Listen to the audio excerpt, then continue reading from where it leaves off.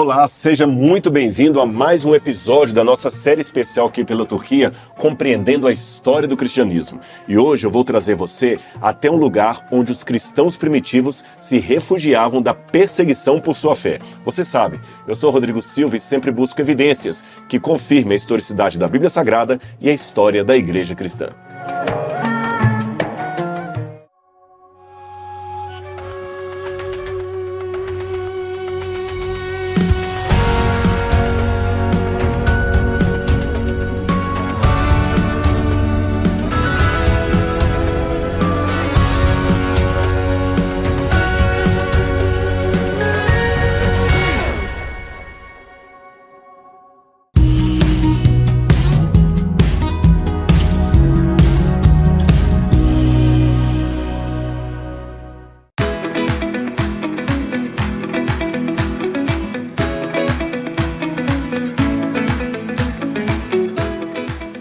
Estamos indo, gente, para um lugar muito secreto. Vem com a gente, porque a gente não poderia filmar nem tirar foto aqui, mas a gente recebeu uma permissão muito especial. Corre!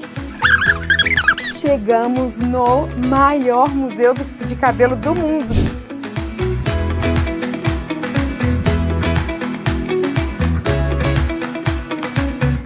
O Yumi é o nosso guia aqui, e ele está me contando a história desse museu, que apesar de parecer bizarra, é muito interessante.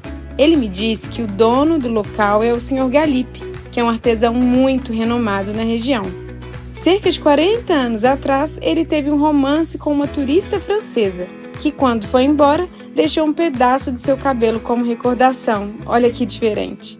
Aí, o oleiro decidiu pendurar a mecha na parede de seu ateliê e desde então, as clientes que visitam o local começaram a deixar um pedaço de seu cabelo também. Com isso, o Sr. Galip tem hoje a maior coleção de cabelos do mundo, com mais de 16 mil mechas de mulheres de todas as partes do planeta. Gente, essa foi a curiosidade. Não deixem de vir aqui ao Museu do Cabelo. Vale a pena conhecer. Bora deixar teu cabelo aí. Vou deixar um pedacinho, gente. Andrícia, Letícia, vamos todo mundo deixar aqui. Beijo, gente. Thank you so much.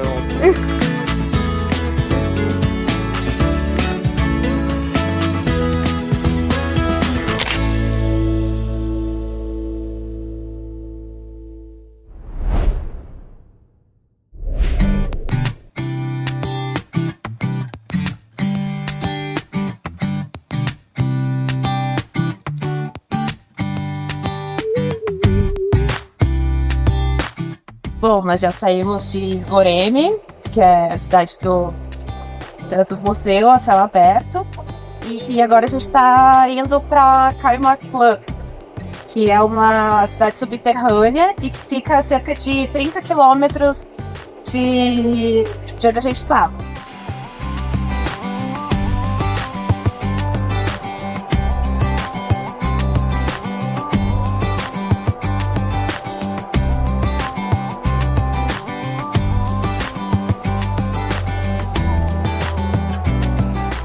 Me diz uma coisa, fala algo que você gostaria que as pessoas soubessem. Sobre você. Sobre você. Mim? É que você acha que nem todo mundo sabe, mas que você acha que todos deveriam saber. Eu tenho um bom senso de humor, que eu gosto de uma boa piada e que eu gosto de rir pra caramba. Isso aí. Eu só imagino muito sério assim na TV, mas ninguém sabe como é que sou um piadista. É, aqui por trás a gente tá vendo. Às vezes tem piada de tiozão, mas eu conto.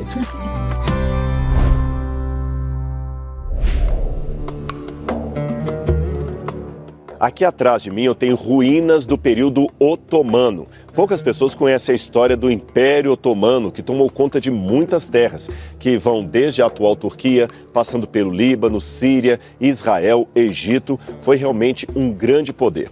Mas não é sobre o Império Otomano que eu vou falar, não. Essas estruturas são posteriores à história que eu vou contar para você.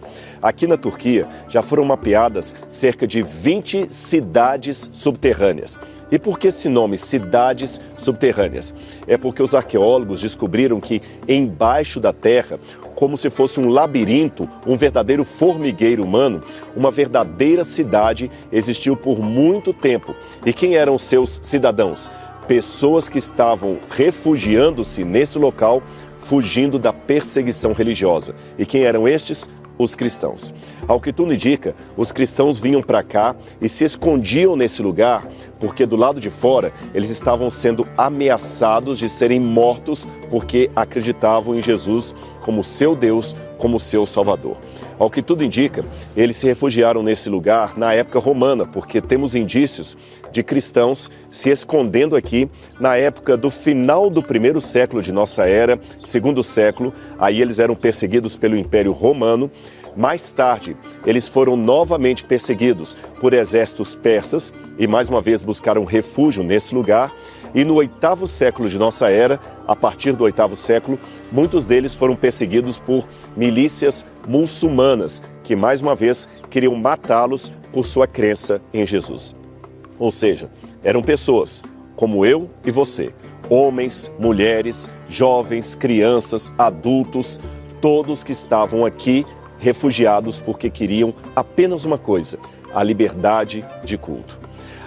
Dessas cidades que foram mapeadas, a última foi descoberta agora em 2020 e acredita-se que só nessa cidade caberiam 70 mil pessoas. Nós estamos em Kamakli e vamos conhecer uma dessas cidades subterrâneas. Pelo menos umas 20 mil pessoas abrigaram-se nesse local e você vai conhecer onde eles estavam, como eles viviam e como eles cultuavam Jesus, mesmo no ambiente de severa perseguição ao cristianismo. Vem comigo que eu vou mostrar para você.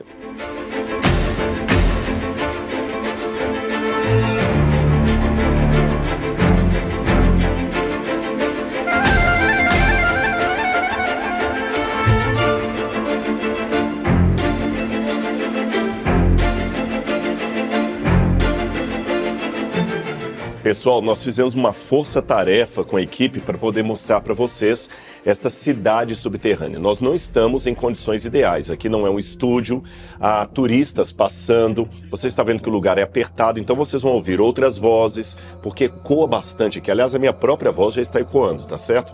Mas eu quero trazer para você essa experiência, para que você possa ter uma ideia de como era para um cristão dos tempos antigos, numa época em que era proibido ser seguidor de Jesus Cristo, viver dias e dias, meses eu diria, dentro dessas cavernas, desses corredores, sem acesso à luz solar. Então até as dificuldades que a equipe está passando para filmar aqui fazem parte da argumentação do que você vai conhecer a respeito desse programa. Tá vendo? As pessoas passando e ecoa muito. Então imagina que aqui moravam aproximadamente 20 mil pessoas. Esse é um dado importante. E há algumas cidades subterrâneas que eles calculam que 70 mil pessoas dividiam o mesmo espaço. Agora, você tem muito nos lugares aqui esses tipos de ambientes, esses cômodos, como você está vendo. Olha aqui a primeira coisa que chama atenção. Tá vendo aqui o lugar para colocar a lamparina? Agora vem um lado assim emocionante da coisa. A lamparina era colocada aqui, geralmente uma lamparina sustentada com óleo de azeitona, o azeite de oliva. Eles colocavam a lamparina e aqui eles iluminavam o ambiente. Olha a marca do queimado aqui. Então já começo a imaginar qual foi a última vez que uma lamparina foi colocada nesse lugar para iluminar esse ambiente. Tem uma passagem da Bíblia em que Jesus falou: vocês são a luz do mundo. Não se acende uma lamparina para colocá-la debaixo de um alqueire, mas no velador, onde ela ilumina a todos os que estão na casa. Então aquela ilustração do que Jesus falou, você pode ver exatamente aqui nesse ambiente. Você nota também que essa cidade aqui segue o mesmo sistema geológico lá do monastério que nós mostramos de São Basílio. Você se lembra no programa anterior? A rocha era uma rocha macia, porque é rocha vulcânica. Então eles aproveitavam e com as ferramentas, é possível ver a marca de todos os cinzéis aqui, eles iam batendo e fazendo essa sala, esses cômodos. Depois, é claro, com a entrada do oxigênio, a rocha endurecia e eles podiam morar aqui. E há muitas salas como esta, quartos como este aqui especificamente, que vocês podem ver não era muito alto. Eu tenho 1,72 m, vocês podem ver que a minha cabeça está quase batendo no teto. Então alguém que fosse um pouquinho mais alto já teria dificuldade de ficar em pé aqui o tempo todo. E esses buracos que vocês veem no chão, geralmente eram para colocar ânforas de vinho. E eu sei que há toda uma discussão sobre a questão do consumo do vinho pelos cristãos, se o cristão pode tomar bebida alcoólica ou não. Eu não quero entrar no mérito dessa discussão, porém só explicar para vocês que o vinho estocado nesses lugares aqui era até uma questão de sobrevivência. Eu explico.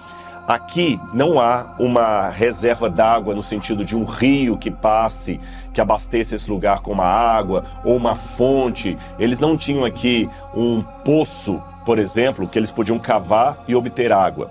Então eles tinham que ter água de chuva, eles coletavam a água da chuva, traziam para cá e não havia sistema de filtros como nós temos hoje.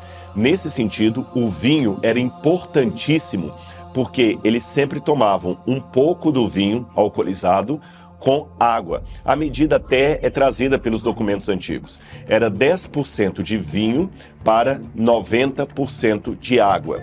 E aquele vinho purificava a água, de modo que eles pudessem beber sem ter nenhum problema de saúde. Aliás, Paulo também, quando escreveu uma carta para Timóteo, recomendou: Timóteo, não beba apenas água, tome um pouco de vinho também, por causa dos seus problemas estomacais. Então, o uso do vinho aqui era principalmente medicinal.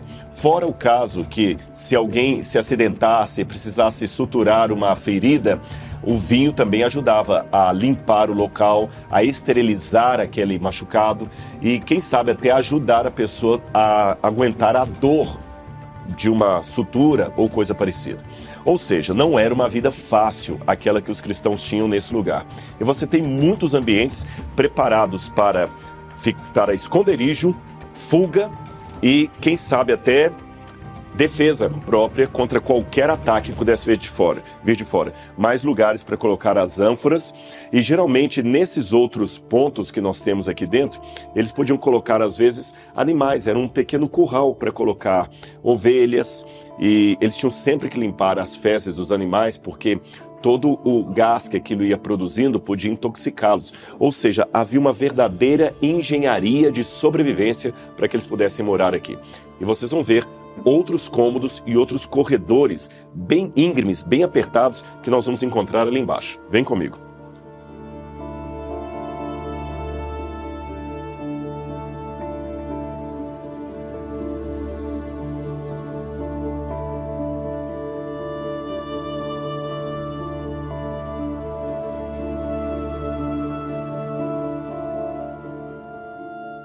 Aqui era um típico quarto de família. Então eles tinham uma vida comunitária. Aqui foi realmente a sociedade igualitária que funcionou. As famílias moravam em cômodos como este, e havia vários. Então aqui ficava uma residência. Quem sabe o marido, a sua esposa e alguns filhos. E para ter um pouco de privacidade, havia alguns lugares assim onde as crianças podiam dormir, que era um cômodo para dormir. Aqui era a sala de estar, alguns pequenos armários onde eles guardavam os seus objetos pessoais, e aqui a família tinha um pouco de privacidade. Apenas aqui. Era a única coisa que a família tinha para dizer: olha, aqui é nosso, e eles armazenavam também a sua comida. Olha aqui um dos quartos, só para você ter uma noção, não sei se o Vacian vai conseguir mostrar. Nós vamos filmar ali, vamos iluminar também, olha aqui. Vocês estão vendo? Então a pessoa pulava aqui, os jovens dormiam lá. Normalmente nós temos também alguns lugares onde eles colocavam assim, posições para as lamparinas, a marca do queimado que eles acendiam aqui para iluminar o ambiente. Ah, e detalhe, esse fogo não poderia ficar por muito tempo, porque senão consumia o oxigênio e eles poderiam morrer. Agora tem mais um aspecto. Aqui faz muito frio no inverno, muito frio. Então imagina que eles não podiam nem se dar ao luxo de acender uma fogueira, senão eles morreriam asfixiados pela fumaça ou pelo consumo do oxigênio. Então eles não podiam nem se aquecer com uma lareira. Era uma vida realmente de grande renúncia e sacrifício por amor a Cristo.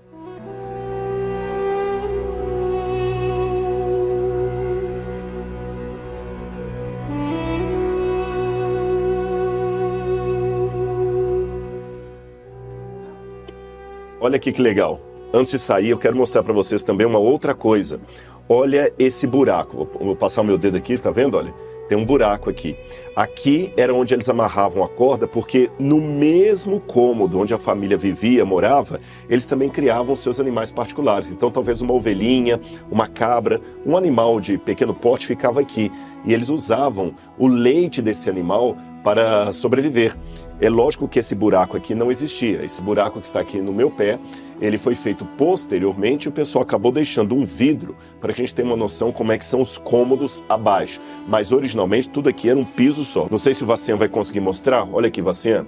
Tem justamente um vidro aqui embaixo, só para que o visitante atual tenha uma noção dos vários níveis, dos vários, como dizia assim, andares de toda essa cidade subterrânea. Mas originalmente isso aqui era um piso só, aqui eles amarravam o animal que ficava junto com a família. Inclusive um pouco de azeite escorreu aqui, olha, derramando um pouco de, quem sabe, fogo, alguma coisa assim, no lugar que essa família sobrevivia.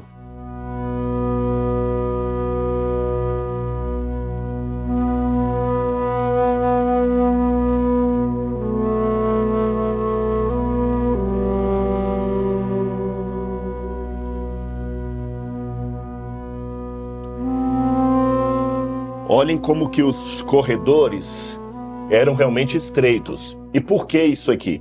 Porque eles queriam facilitar a fuga em situação de perigo.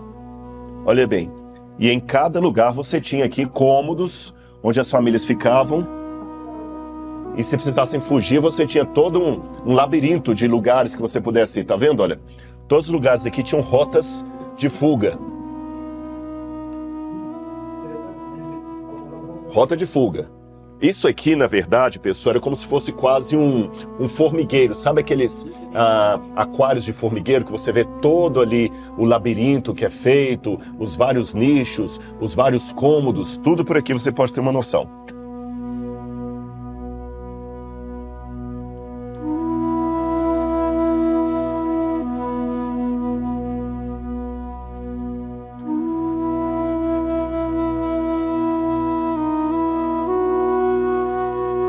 Imagina viver meses dentro de um lugar desse.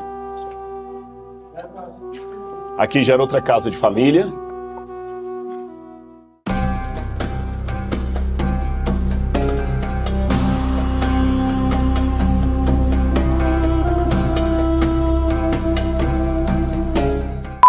Não dá pra ir, apagou a luz, tá escuro lá. Pode falar alguma coisa aí se quiser. Olha.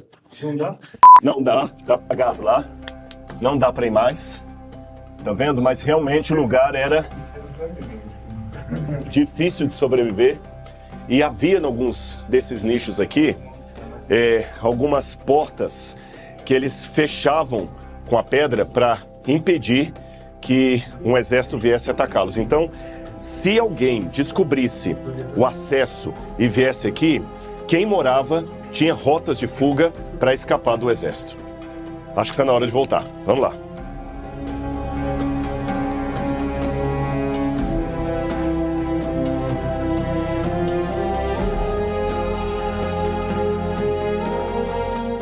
Esse ambiente aqui tem muitos elementos que me chamam a atenção do ponto de vista arqueológico. Por exemplo, o teto aqui ainda tem uma parte que seria originalmente um respirador, um lugar para entrada de oxigênio. Mas, evidentemente, alguém, em épocas posteriores, acabou bloqueando aqui com pedras, como você pode ver. Ainda também há muita teia de aranha. Agora, a parte mais importante desse lugar aqui, para você entender o dinamismo daquela época, é essa pedra que está aqui no chão. Uma pedra pesada, redonda, com um buraco no meio, que alguns podem pensar até que seria uma pedra de moinho. De fato, parece uma pedra de moinho, mas a função dela aqui não era moer nada. Era proteger o povo em situação de escape. Eu vou explicar para você. Milhares de pessoas viviam aqui dentro. E quando algum exército, por alguma razão, descobria o local do esconderijo dos cristãos, eles tinham que fugir por rotas de escape que havia aqui, porque esse lugar era praticamente um labirinto. E essas pedras bloqueavam o corredor para que o exército inimigo não tivesse acesso. Eles corriam e bloqueavam. E você pode perguntar, mas como? Essa pedra é pesada, está aqui no chão. Vou pedir o Vacian para vir aqui e mostrar onde originalmente essa pedra estaria. O local dela seria aqui. E você vê que tem uma abertura logo ali. Então eles, com uma engenhosidade interessante, muito inteligente, eles tiravam aqui, empurravam a pedra e ela bloqueava a passagem para qualquer exército que viesse atacá-los. E assim eles poderiam salvar a sua vida de qualquer inimigo que queria destruí-los.